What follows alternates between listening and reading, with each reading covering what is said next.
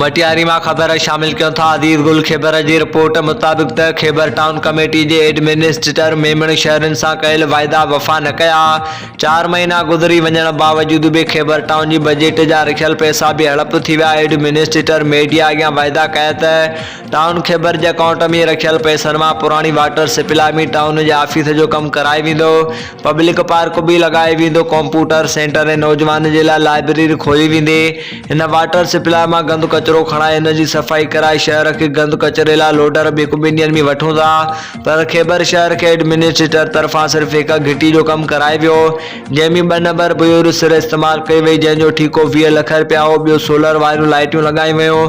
बाक़ी पैसा करप्शन के वर चढ़ी विया। गंद कचरो पुरानी वाटर सप्लाई में छॾियो पियो वञे, जंहिंजे करे माण्हुनि खे अचण वञण में ॾुखियाई पेश अचे थी। केतिरा ई नंढा वॾा माण्हू हिन गंद कचरे जे बदबू करे मुख़्तलिफ़ बीमारियुनि में मुब्तला थी रहिया आहिनि।